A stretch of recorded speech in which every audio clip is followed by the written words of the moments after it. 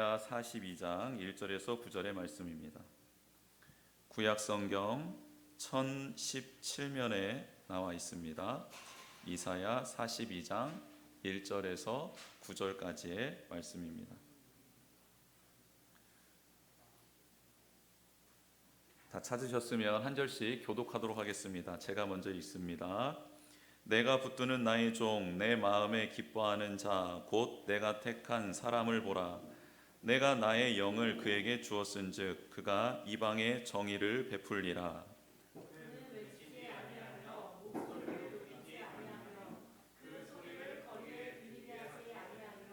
상한 갈대를 꺾지 아니하며 꺼져가는 등불을 끄지 아니하고 진실로 정의를 시행할 것이며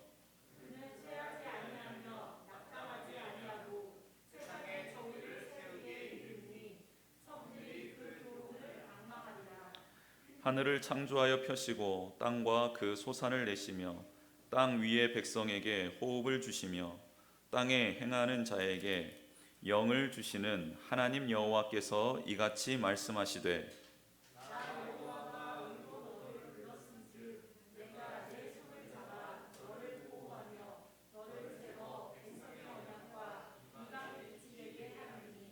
내가 눈먼 자들의 눈을 밝히며 갇힌 자를 감옥에서 이끌어내며 흑암에 앉은 자를 감방에서 나오게 하리라.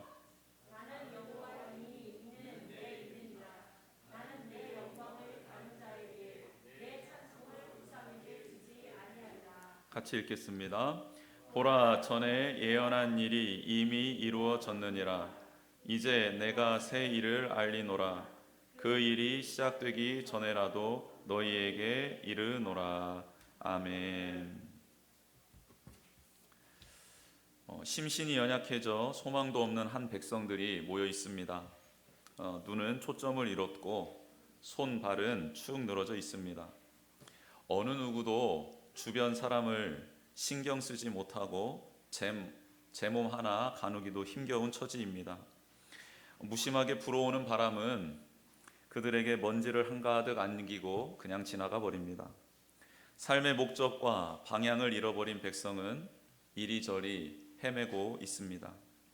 살아보겠다고 노력하며 의지를 불태우는 사람이 한 사람이라도 있었으면 좋겠는데 그런 사람을 찾아볼 수 없습니다. 모든 불씨가 꺼져버렸고 이제 곧 심지가 타서 사라질 등불처럼 애처롭게 흔들리고만 있습니다. 그들의 모습은 전쟁에 패배한 군인들처럼 보이고 고역에 시달린 노예를 연상케 합니다. 바로 바벨론 포로에 끌려가 포로 생활을 하고 꿈과 희망, 소망이 다 사라져버린 이스라엘 백성들의 모습입니다. 그들에겐 어떤 희망도 없었습니다. 남은 것이라곤 어떻게 이 땅에서 생존할 것인가, 그 물음에 스스로 답하며 살아가는 그런 고된 삶이 남아있을 뿐이었습니다. 말씀은 있었어요. 그런데 현실이 너무 비참하기에 망연자실한 채 있었던 겁니다. 모든 것이 끝난 것 같이 고개를 떨군 그들 앞에 200년 전에 기록된 메시지가 선포됩니다. 내가 너희를 위로하겠다. 내가 너희를 나의 땅 거룩한 성 예루살렘으로 돌아가게 만들어주겠다. 이 기쁜 소식을 전하는 자를 너희에게 보낼 것이고 그는 내가 그에게 준 말을 너희에게 선포하며 너희를 노예 생활에서 해방시켜 줄 것이다. 하나님의 메시지가 선포됩니다. 하나님은 이스라엘 백성을 점령하고 성전을 파괴시킨 바벨론 그 나라 그 제국을 가만두시지 않았지요.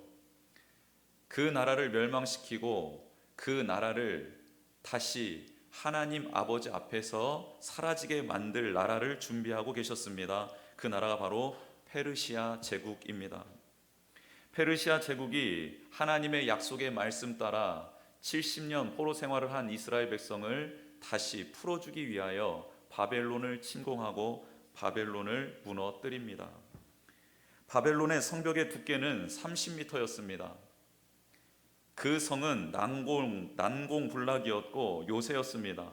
그들의 기세는 하늘을 찌를 듯 했지만 하나님은 정확한 때에 그 바벨론 제국을 풀처럼 시들게 하셨으며 꽃처럼 떨어지게 만들었습니다.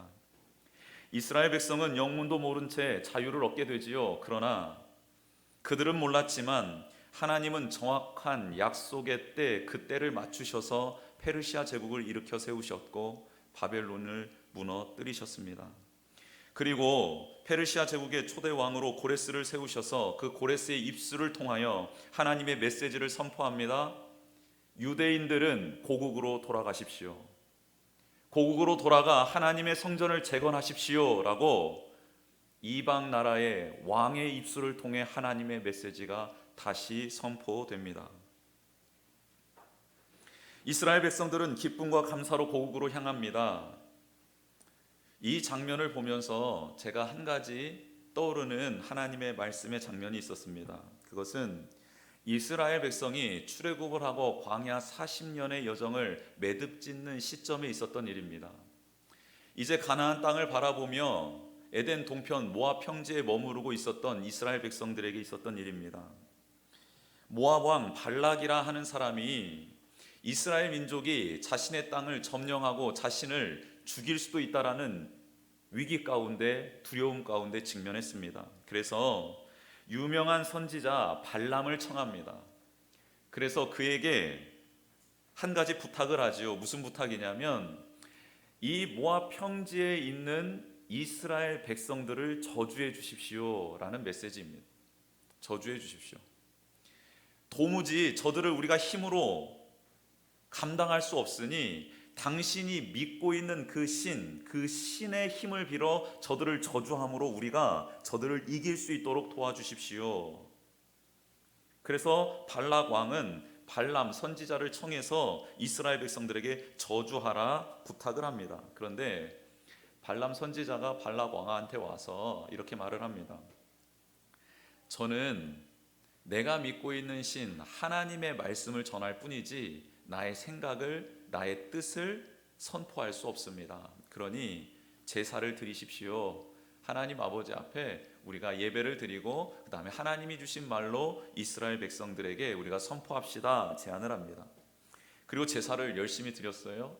그리고 난 다음 발람이 이스라엘 백성 앞에 서서 메시지를 전하는데 저주의 말이 나가지 않습니다.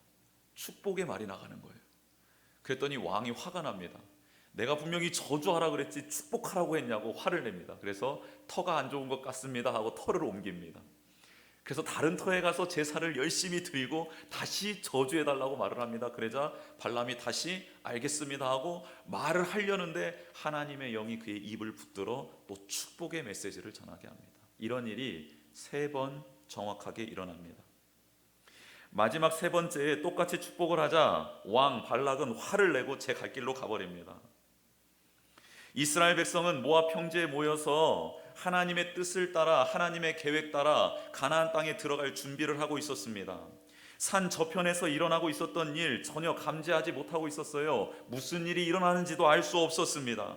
하지만 하나님은 그들이 생각지도 못하고 인지하지도 못했던 그 일들을 바라보고 있었다라는 거예요. 당신이 택한 백성을 저주하기 위해 제사를 드리고 예배를 드리고 선지자를 부른 그 발락의 악한 계획을 무너뜨리기 위하여 하나님이 간섭하고 계셨습니다. 우리는 한 가지 사실을 깨달아야 합니다. 눈에 보이는 적들만 적이 아니라는 사실입니다. 우리는 지금 눈앞에 있는 문제 한두 가지만으로도 벅차합니다. 눈에 보이는 나를 힘들게 하는 그 한두 사람을 감당하기도 힘든 존재가 우리들 아니겠습니까? 그런데 놀라운 사실은 우리 눈에 보이지 않는 더 많은 우리를 해하려는 일들이 가득 차 있다라는 겁니다. 사단의 악한 영들의 그 유혹과 관계들이 우리가 인식하지 못하는 영역에서 수도 없이 일어나고 있다라는 거예요. 그때 하나님은, 우리를 사랑하시는 하나님은 그 사탄의 계략과 우리를 위협하는 악한 원수들의 그 행동을 막아주시고, 그리고 우리로 하여금 하나님의 뜻을 이루어 갈 수 있도록 도와주시는 분이라는 사실을 기억하시는 우리 모두가 되었으면 좋겠습니다. 이스라엘 백성이 바벨론에 잡혀 있을 때 그들은 영원히 그 땅에 머물며 살아가야 할 줄로 알고 있었습니다. 그러나 하나님은 역사를 주관하시며 바벨론을 무너뜨릴 페르시아 제국을 준비하셨고, 그 초대왕 고레스를 통해 200년 전에 있었던 하나님의 말씀이 동일하게 선포되게 하셨습니다. 우리에게 약속하신 하나님의 말씀이 있지요. 그 약속 따라 지금까지 우리가 왔습니다. 그런데 현실은 어떤가요? 녹록치 않습니다. 언제 이루어질까 답답하기만 합니다. 그때 우리는 기억해야 합니다. 우리 위에 말씀을 주셨던 그 하나님은 지금도 그 일을 이루시기 위하여 역사하고 계시며, 우리의 눈앞에 있는 이 문제뿐만 아니라 보이지 않는 영역에서도 역사하여 주심으로 그 일들을 막아주시고 우리를 친히 보호하시고 인도해 가신다. 이 하나님을 믿음으로 고백하는 우리 모두가 되기를 주님의 이름으로 축복합니다. 악을 선으로 바꾸어 주시고 우리로 하여금 하나님의 뜻을 이룰 수 있도록 보호하시는 그 하나님이 예수 그리스도와 더불어 임마누엘로 우리와 함께 하신다라는 것을 감사하며 찬양하는 대림절의 기간이 되기를 주님의 이름으로 축복합니다. 하나님은 이스라엘 백성에게 하나님의 종을 보내주시겠다 약속하십니다. 그리고 이사야서에서 이 종의 노래라 하는 메시아를 보내주실 약속의 메시지가 총 4번 기록되어져 있는데, 그 첫 번째 기록이 오늘 본문입니다. 신학자들은 오늘 하나님의 종에 대해 여러 의견들을 내놓습니다. 고레스 왕일 수도 있다, 이사야 선지자, 예레미야 선지자일 수도 있다라고 말을 합니다. 그러나 오늘 말씀의 주인공은 다름 아닌 예수 그리스도십니다. 왜냐하면 예수 그리스도만이 우리에게 온전한 자유를 주실 수 있는 분이고 인격적으로 만나 주실 수 있는 분이기 때문입니다. 진리로 정의로 이 나라를 세우고 다스릴 수 있는 분 오직 예수님밖에 없습니다. 오늘 본문을 통하여 하나님께서 우리에게 주시는 교훈을 얻기를 원합니다. 예수님은 도대체 어떤 분이신가? 예수님은 무슨 일을 하기 위해 오셨나? 그 예수님을 믿는 우리들은 어떻게 살아가야 되나? 오늘 본문 말씀은 우리에게 교훈하고 있습니다. 우리 1절에서 4절의 말씀을 같이 한 목소리로 합독하도록 하겠습니다. 1절에서 4절의 말씀입니다. 시작. 내가 붙드는 나의 종, 내 마음에 기뻐하는 자, 곧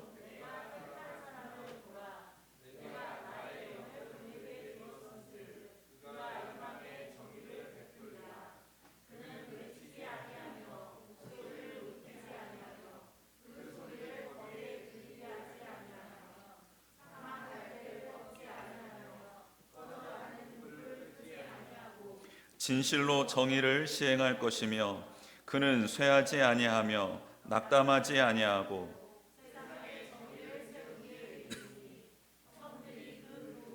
앙망하리라. 아멘.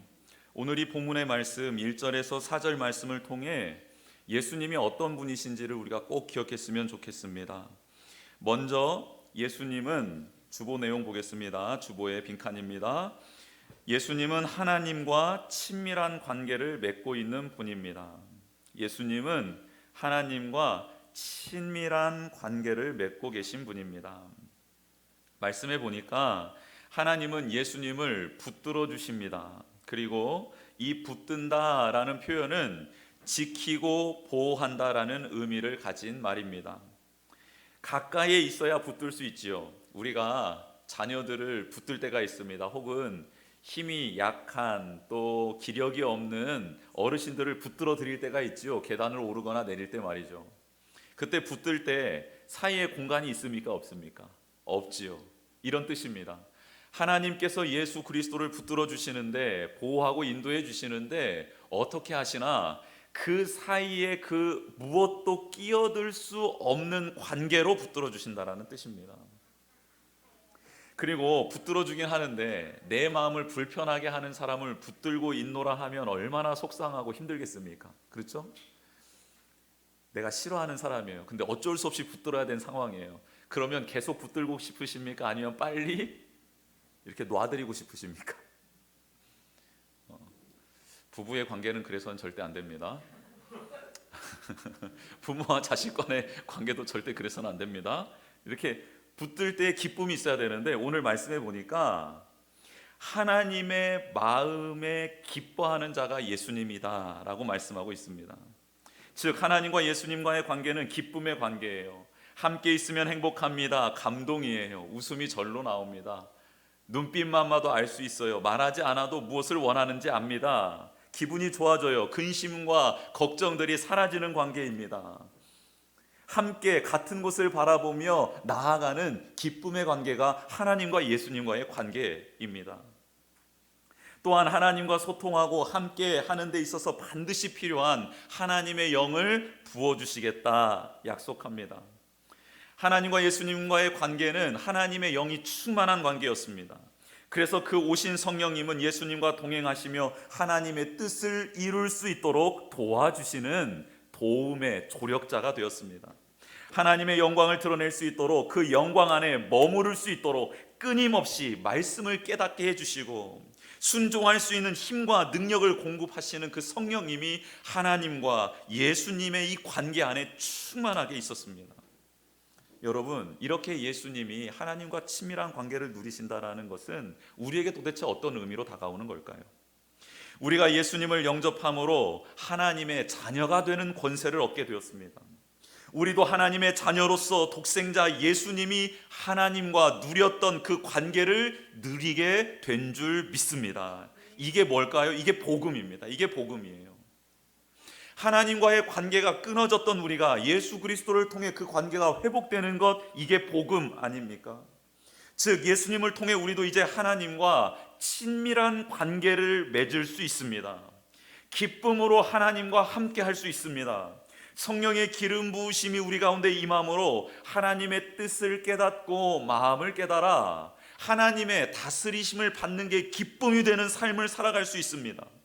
하나님의 뜻을 이루어드리는 게 나의 기쁨이 돼요. 나의 소원이 됩니다. 나의 비전이 되는 거예요. 그런 관계를 형성해 주시기 위해 예수님이 지금 우리 안에 계십니다. 예수님은 하나님과의 피조물, 하나님과의 관계뿐만 아니라 피조물의 관계 가운데서도 정의, 하나님의 뜻을 이루시기 위해 오신 분이시죠. 그래서 피조물 간의 관계도 회복시켜 주실 뿐만 아니라 피조물이 하나님을 경외할 수 있도록, 예배할 수 있도록 그 관계도 새롭게 온전하게 만들어 주시는 분이 예수님이십니다. 샬롬이 임하게 해주십니다. 사랑하는 성도 여러분, 예수님이 지금 우리 가운데 오셨어요. 오셔서 하고 싶은 일이 무엇일까? 가장 해주고 싶은 일이 무엇인가? 하나님과 우리를 하나 되게 해주시기를 원하시는 거예요. 하나님이 우리와 함께 하시면 우리의 염려하는 것, 근심하는 것, 그것을 초월하는 하나님의 나라를 세워갈 수 있는 능력이 임하게 되고 위로가 임하게 되고 은혜가 임하게 되기 때문입니다. 예수님이 우리 안에 오셔서 하시고 싶으신 그 일을 마음껏 하실 수 있도록 내어드리는 우리가 되기를 주님의 이름으로 축복합니다. 내어드리십시오. 예수님 마음껏 하십시오. 예수님 하고 싶으신 대로, 예수님이 하나님과 맺으셨던 그 관계대로 저 또한 하나님과 관계를 맺을 수 있도록 도와주십시오, 인도해 주십시오라고 우리를 내어드리는 그런 대림절 셋째 주간이 되었으면 좋겠습니다. 두 번째로 예수님은 어떤 분이십니까? 겸손과 섬김의 왕으로 오신 분이십니다. 겸손과 섬김의 왕으로 오신 분이 바로 예수님이시죠. 제국을 통치하는 왕들처럼 외치거나 목소리를 높이지 않으셨습니다. 자신의 위치를 알리기 위하여, 자신의 권력과 명예를 자랑하기 위하여 떠들어대는 세상의 통치자들과는 격이 다르십니다. 대부분 세상들의 왕들은 말하기를 좋아하고 자랑하는 것을 좋아합니다. 그런데 그 대부분 90% 이상이 위선이고 허풍입니다. 뻥이에요. 부풀리기를 얼마나 좋아하는지 모릅니다. 한 나라를 건국한 이들의 전기를 한번 보십시오. 상상을 초월하는 비상식적인 이야기들로 가득 차 있습니다. 그런데 제국의 왕들은 그런 이야기 속의 주인공이 되고 싶어 합니다. 그래서 절대 군주들은 그 이야기, 자신의 삶의 이야기를 지어내지요, 꾸미기를 좋아합니다. 그렇게 하면 사람들이 자신 앞에 무릎 꿇고 자신의 말에 복종할 것이라 생각하고 있기 때문입니다. 그렇게 믿고 있기 때문이에요. 그러나 우리 예수님은 열방의 열 왕들과는 다릅니다. 예수님은 오늘 말씀처럼 외치지도 목소리를 높이지도 않으셨습니다. 거리에 나가 떠들어대지도 않으셨어요. 예수님이 이 땅에 오실 때 어떻게 오셨습니까? 고요한 밤, 거룩한 밤, 어둠에 묻힌 밤에 오셨습니다.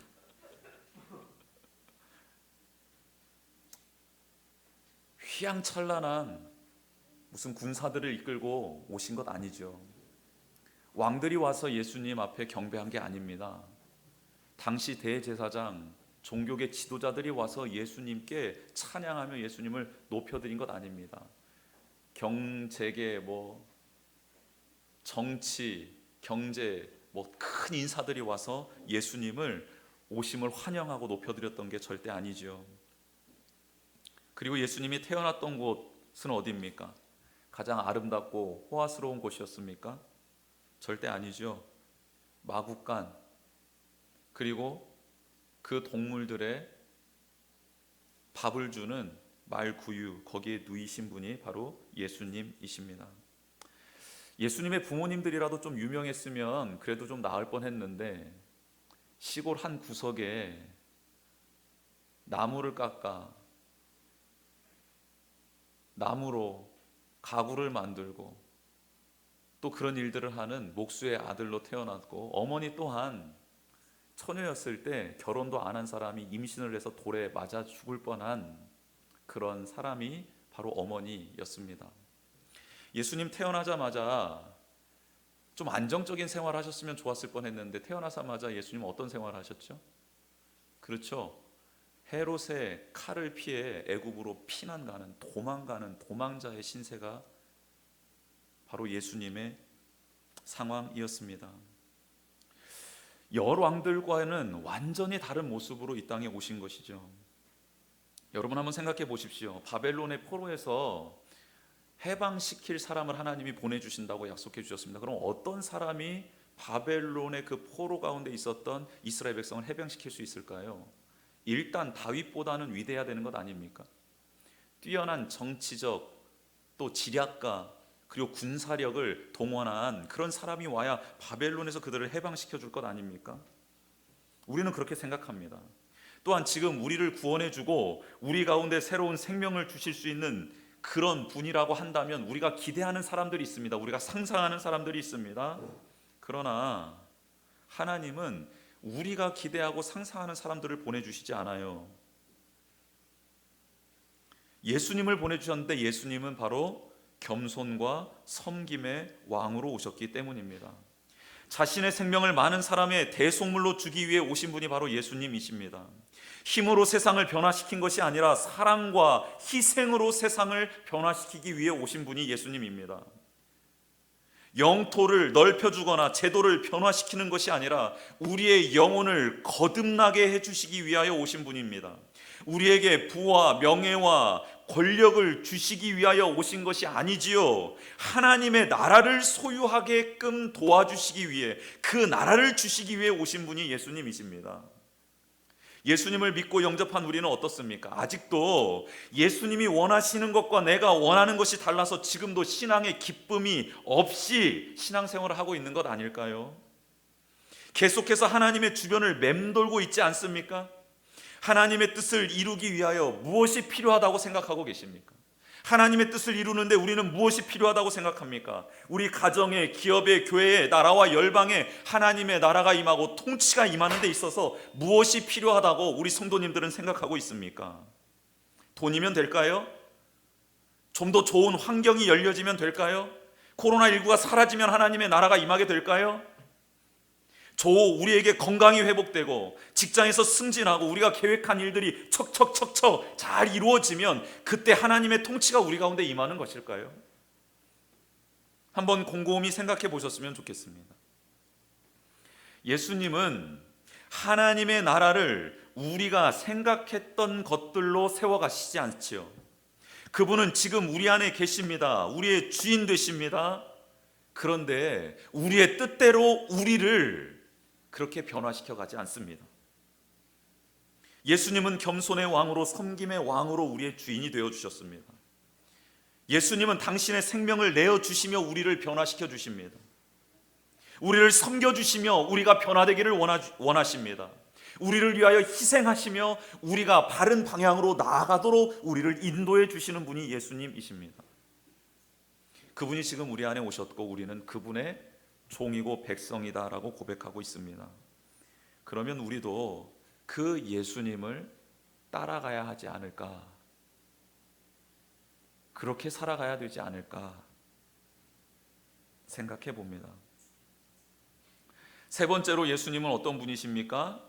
우리를 치유하시고 회복시키시는 분이십니다. 치유하시고 회복시키시는 분입니다. 상한 갈대를 꺾지 않고 꺼져가는 등불을 끄지 않는 분이다, 성경은 기록하고 있습니다. 줄기가 곧은 갈대도 아니고 줄기가 꺾인 상한 갈대입니다. 전혀 필요 없는 갈대지요. 그냥 밟아버리면 됩니다. 뽑아버려도 되는 갈대이지요. 아무짝에 쓸모없는 갈대가 상한 갈대 아닙니까?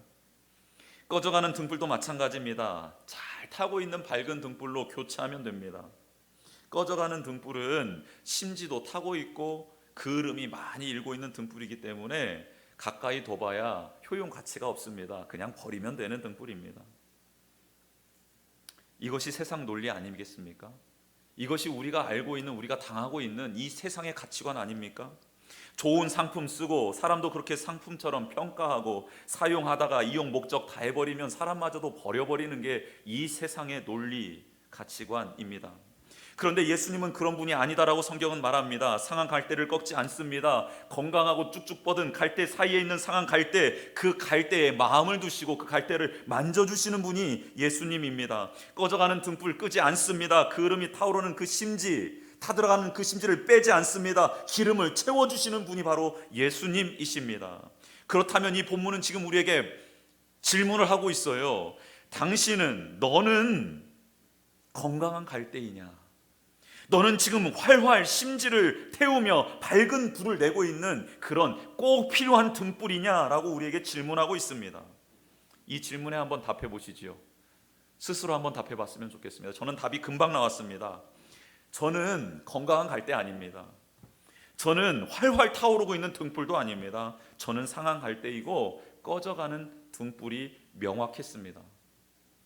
말씀을 보니 잠깐 눈을 감고 나는 어떤 갈대이고 어떤 등불인지 스스로 생각해 봤더니 저는 상한 갈대이고 꺼져가는 등불이지 건강하거나 활활 타오르는 등불이 아니다라는 것 금방 알게 되었습니다.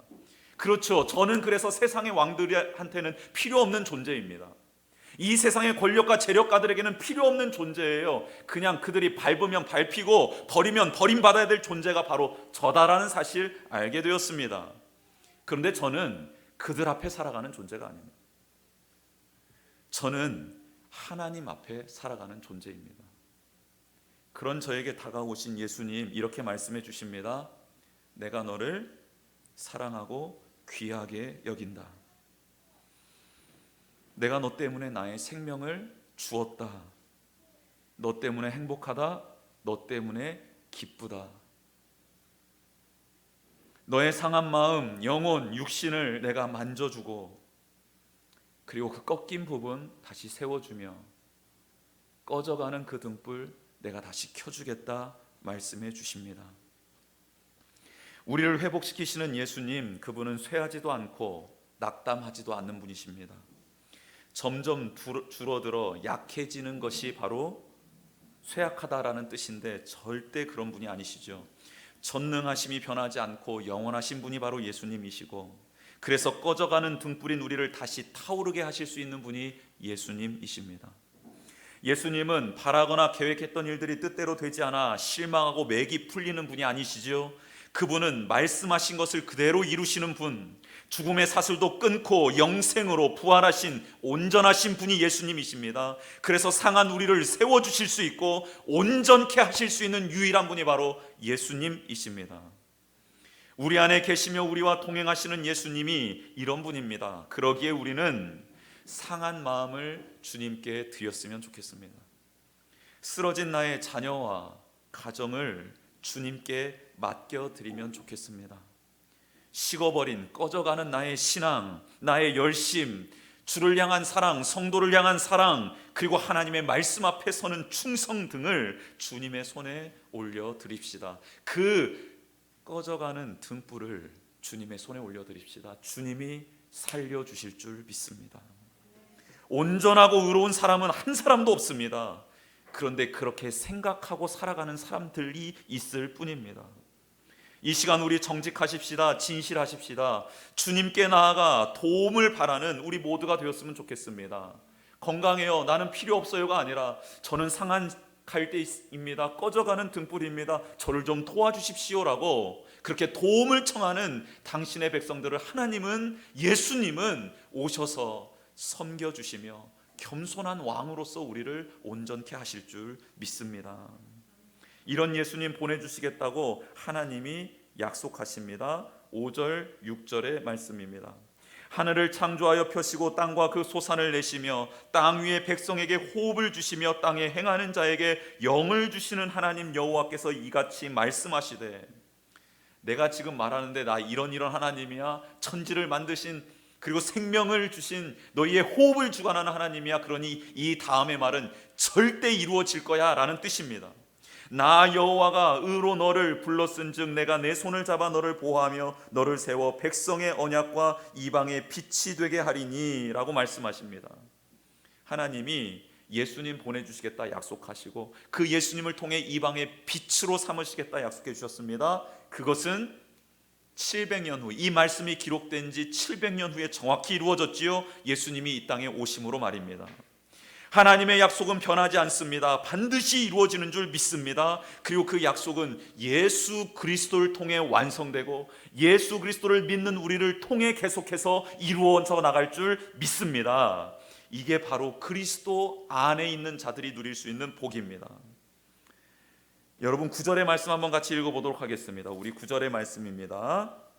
시작. 보라, 전에 예언한 일이 새 일을 알리노라. 그 일이 시작되기 전에라도 너희에게 이르노라. 아멘. 보라라는 것은 주목하라라는 겁니다. 우리에게 지금 주목해봐라 라고 말씀하시며, 전에 내가 선지자들을 통해 혹 하나님의 사람들을 통해 말한 내용이 하나도 안 이루어진 것이 있느냐? 예언한 것이 다 이루어지지 않았느냐? 그것처럼 나의 종 메시아를 보낼 텐데 이것 또한 그대로 이루어질 것이고, 그리고 승천하신 예수 그리스도가 다시 오겠다라고 약속한 나의 이 말이 반드시 또한 이루어질 것이다 라고 우리에게 말씀하고 있습니다.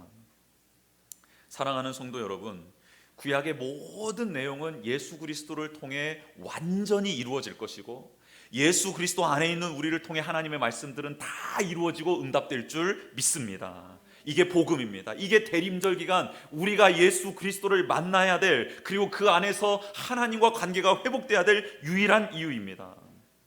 예수님이 오셔서 하실 일, 그 일은 바로 7절이지요. 7절 말씀을 다시 한번 같이 읽어보겠습니다. 시작. 내가 눈먼 자들의 눈을 밝히며 갇힌 자를 감옥에서 이끌어내며 흑암에 앉은 자를 감방에서 나오게 하리라. 아멘. 예수님이 실제로 오셔서 눈먼 자의 눈을 띄워주셨습니다. 갇힌 자를 해방시켜 주셨고요. 그리고 영적 흑암에 헤매고 있었던 그 감옥에 있었던 자들을 구원시켜 주셨습니다. 비단 이 일은 2000년 전에 유대 땅에만 일어난 일이 아니지요. 지금 살아가고 있는 우리 가운데도 동일하게 일어나게 되는 일인 줄 믿습니다. 말씀을 보지 못하고 기도하지 못하는 자들의 눈과 귀를 열어주시는 분, 그리고 닫힌 마음을 열어주셔서 하나님의 말씀을 보고 듣게 하실 수 있는 분이 바로 예수님이십니다.